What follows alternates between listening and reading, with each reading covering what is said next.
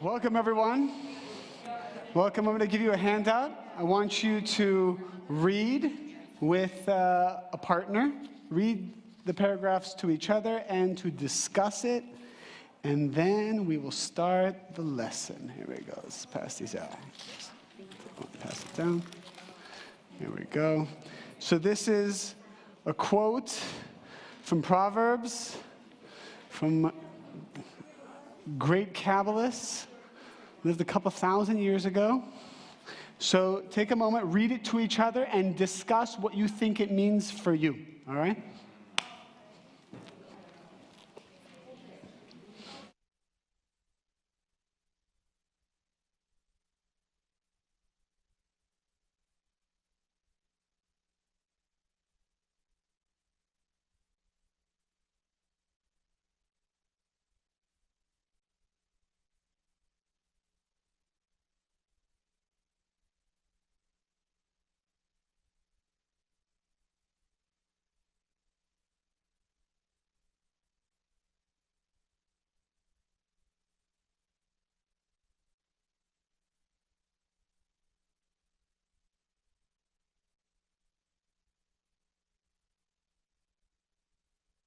One of the things he's saying is, all right, let's say you work on an issue you have. Let's say you work on your judgmental nature, all right? How many people here feel like they could use a little cleansing of a judgmental nature? Raise your hand, all right? Very good. Or let's say you're blaming someone for something. Let's say you're upset and you're blaming someone for something. You say, you know what? I don't want to be judgmental. I've learned it's bad to be judgmental. I'm going to stop it.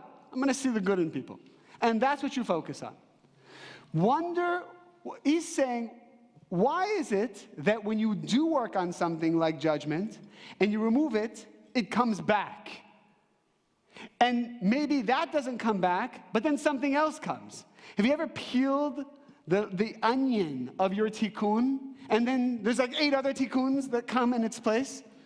You work on one thing, you think you're good there, and then more negativity comes from somewhere else.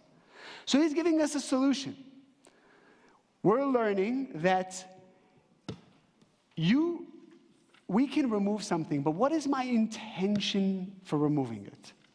What's my intention? And by the way, once we have this intention locked in, we're shifting now to a new frequency of consciousness, which is going to help us have a better life. What needs to be my consciousness when I'm working on my tikkun? He's saying you need to have, based on your relationship with the Creator, will determine whether that negative issue comes back or another negative issue doesn't take its place.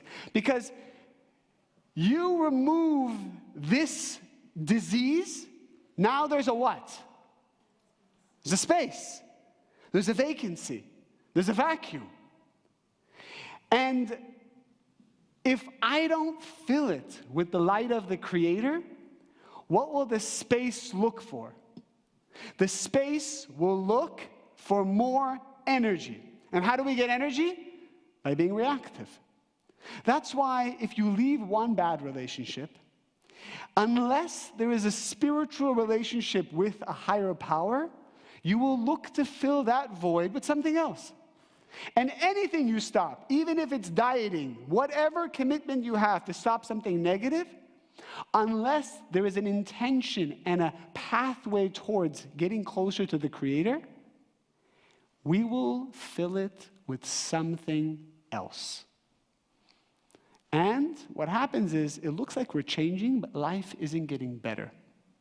Why isn't life getting better? Because I'm still reactive. I'm just reactive in a new way. I have a new addiction, a new idol worship, a new something that I take energy from.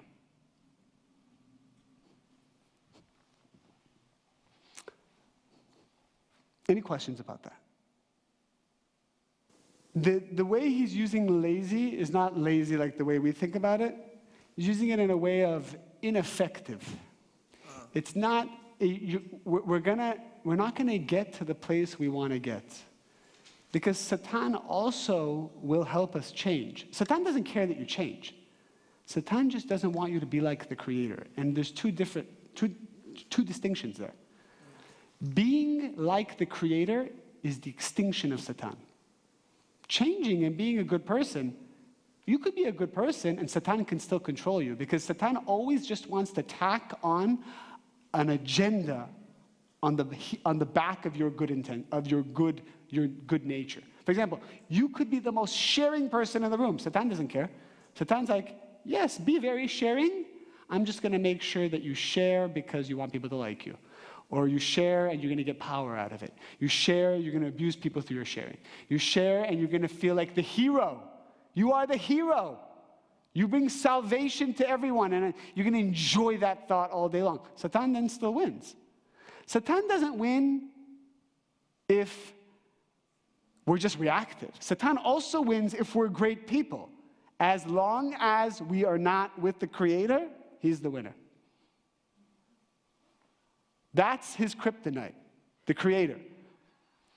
So we could work and do behavior modification and change who we are, but if my intention, which we're going to go through the steps of how that relationship happens, if my intention, if my thought, if what I want to replace this change with is not this infinite force that controls this world that I feel is a loving and caring force, and I want it to be part of me, which in Kabbalah 1 we called it the light. Now we're giving it more of an anthropomorphic quality. We're calling it the Creator, so we can feel more connected to it, not just a ray of light, but to feel like, yes, there's something that protects me, that wants me to have everything, but can't give me everything. Why? Because I have to earn it. But that doesn't mean that force doesn't want to share its light with me constantly. So we always go back to what we learned in Kabbalah 1, and we're advancing it. We're adding another layer to it, another layer of sophistication. Everything, we say the same thing every week, don't we? Aren't we learning the same thing just in a different way every week? You've got to involve the Creator in everything you do. Practical way is just constantly asking the Creator to be involved. I'm just thinking about myself, and whenever I'm doing something to share or give charity or do something really nice, at the end of the day, when I go to sleep and close my eyes, I feel good about it. So that could be looked at as selfish, right? Because at the end of the day, I'm doing something so that I could feel good. Is that out of alignment with how the Creator wants us to be? No, that is in the right direction. Because what it does is there's a concept that if you do something for the wrong reason, you do the right thing for the wrong reason, it will lead you eventually to do the right thing for the right reason. What we're talking about is if we want to experience the best life, free of chaos, and to feel like miracles are happening all the time, we need to take our spiritual education to the next level. Not just Kabbalah 1, pause, don't be reactive. Now we're taking it to another level. Why am I not being reactive? Because I want to be like the Creator. I want to be one. I want to be enveloped with the light. I want to have a cohesive relationship. That there's no difference between the Creator and me. That's what's called purifying ourselves. So a big part of purifying ourselves needs to also be that we add this new intention. And I'm just surveying people, talking to students all day long.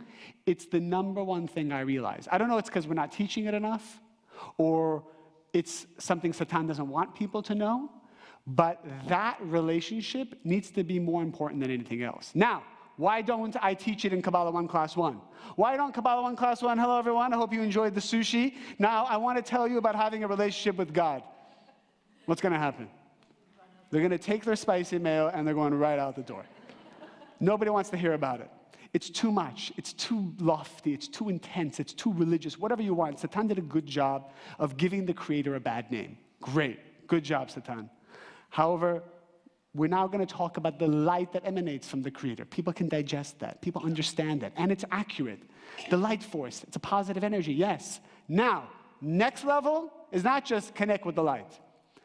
Why do I connect with the light? The why. Go to the deeper why. All right?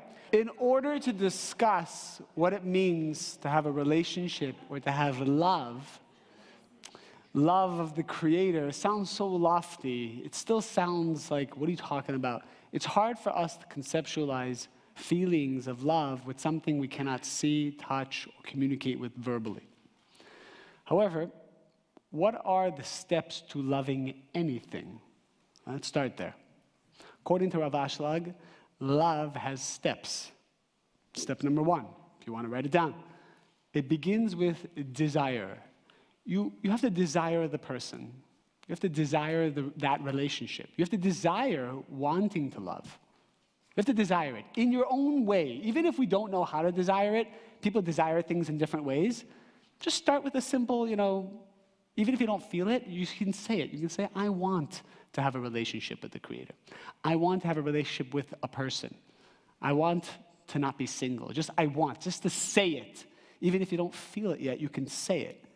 Eventually, if you say it enough, and you act upon what you say, and you make effort towards what you say, it goes into your heart and it becomes a feeling, it becomes an emotion. Okay, the second step will be you enter into this relationship, okay? So you meet someone, you have a relationship with them, or you feel like you have a relationship with the Creator, whatever that means to you in your own way. Some people tell me they have a relationship with the Creator when something goes their way. They go, oh my God, I did restriction and I got the job. I love the Creator. That's what people say. I love the Creator. I love Kabbalah. I love the Creator. I love the light. All of a sudden, you're a fan. You're a giant fan. You start to be a little more spiritual. All of a sudden, something's working out. All of a sudden, your husband changed for like 10 minutes. Something happened. You're excited. You love the Creator. Who doesn't love the Creator when something goes great for them, right? The third step after that is you become disappointed by the relationship. This is a necessary step. You can't love something, you can't choose to love something, you can't activate that side of you while you're receiving from it, while you're being bribed by it, while something is feeding your vessel part, your receiving part, which is your non-creator part. How can you be the creator when you're receiving? The only times we can experience true giving, true love, because love is true giving, right? Being like the Creator means being loving. It's all the same. Giving, love, Creator, they're all the same. You can only act like the Creator when you're not receiving for that moment. And being disappointed really is not receiving, isn't it? You're not getting what you want. The person all of a sudden changed. They weren't who you thought they were. All of a sudden, the person is not as excited to be with you. They were so excited before. Everyone's got a different tikkun, and, we have to tread carefully. But to love, this is now where your decision to be like God comes in. You say, okay, I'm at the third step here. Third step is, I'm disappointed. Great. Now I can activate what it means to care. How do you know you care about the person you're dating or a person you're married to? Where if they said to you, today they said, listen, I'm not enjoying this relationship anymore, but since you told me how much you love me every day, you'll be happy to know that I have found a new boyfriend, and he makes me so happy. And I thought that you'd be happy to hear that. And I thought you'd be happy to hear that because you told me how much you love me all these days. Is that not accurate? It's not accurate? Huh? It's an insensitive approach. Nonetheless, it's kind of like, your daughter came to you and said, Dad, I met the man of my dreams. You're not going to be happy for her? No, I'm just saying care. You care about someone. You care about your daughter, so you're happy to see her be happy, right? It's a pure. Would you say your relationship with your kids is purer than your relationship with your spouse?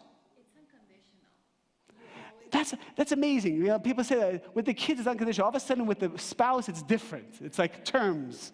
It's like only when I'm getting what I want. But how come everybody will say that? Why can it be that you have the same love for whoever you're with as you have for your children? Or is this something we've already deleted from our mind because we think... You're obviously wanting to be with someone in a romantic way that someone does not want to be with you, so obviously you're going to feel... The way you get energy is ending. How come with your daughter it's not ending? There's a new man in his life, in her life. You're not afraid now that she's going to love him more than you, the dad? You're not afraid now that she's not going to spend any more time with you? What about all that energy you were getting from your daughter being with you as the only man in her life? Now you're not worried about that? It's different. Because why? Where were you getting the energy from with your daughter?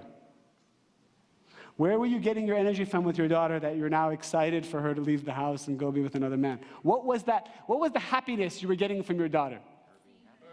Just her being happy. Just you were getting happiness because you were acting like God. You were just loving her. That's what made you happy. So whether she's with you at home or she's with another man, to you makes no difference. You understand the levels? I'm not saying it's not going to be painful, the other scenario, and I'm not saying that that's even normal. I'm not saying you should even do that. That's not what I'm saying. I gave an extreme example to show that love really means there's no attachment to what you receive.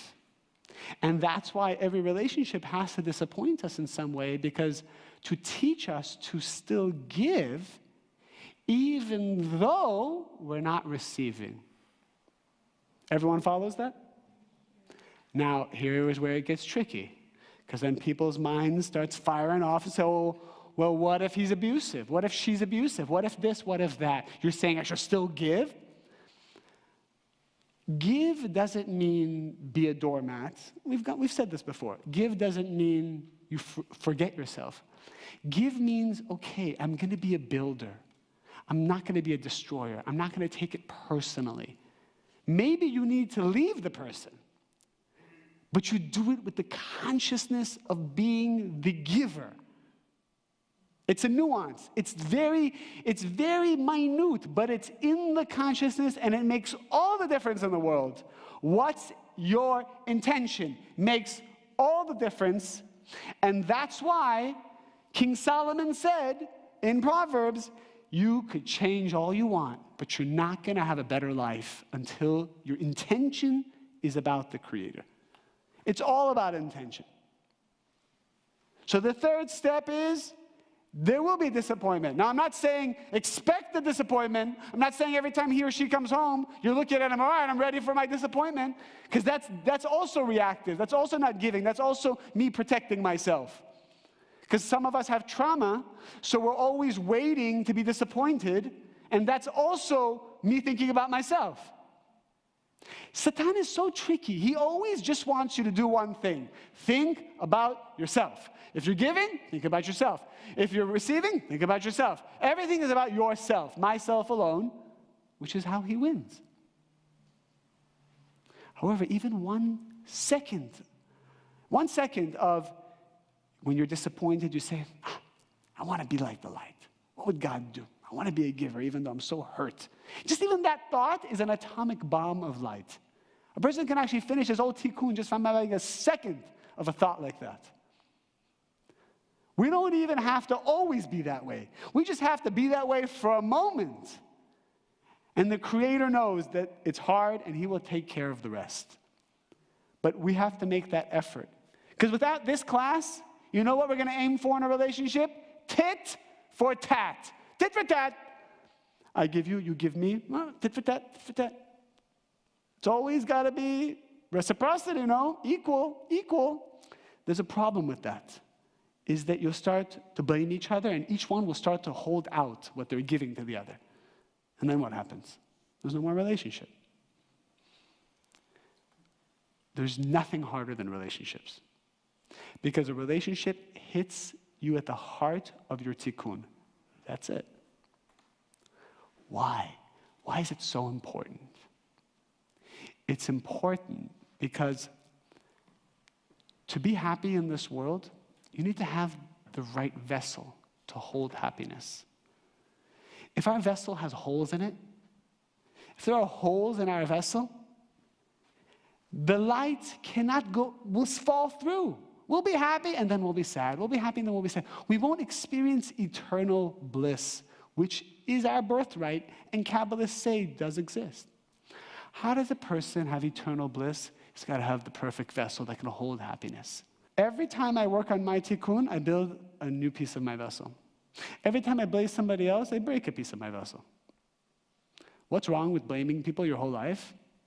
And you're right, by the way, is that by the end of your life, you have no vessel. So you can't hold the light of the Creator. Everything comes to you to work on your tikkun. And sometimes your tikkun needs to be to speak up also. Sometimes your tikkun needs to be to fight back, yes. But your intention needs to be, it's my tikkun, my correction. And how do you correct something? In the moments you feel lack and disappointment, that's the only time you can correct anything. You cannot correct something when everything's perfect. You can only correct when you have the free will to correct, which is at the moment of lack. Now here's the problem. We all wait till it really falls. It doesn't have to fall apart. It falls sometimes just in the mind, right? In the mind, you have a little fear. And instead of fixing it immediately, you dwell on it and you just let it simmer.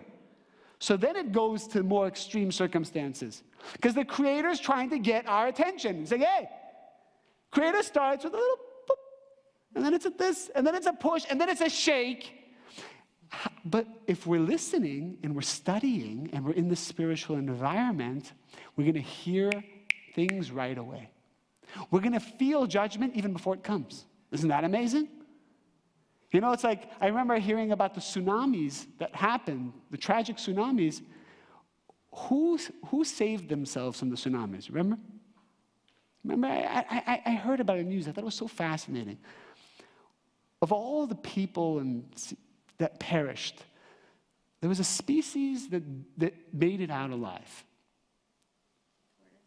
The animals knew, I don't know how, I didn't get into the details, but they knew that something was coming.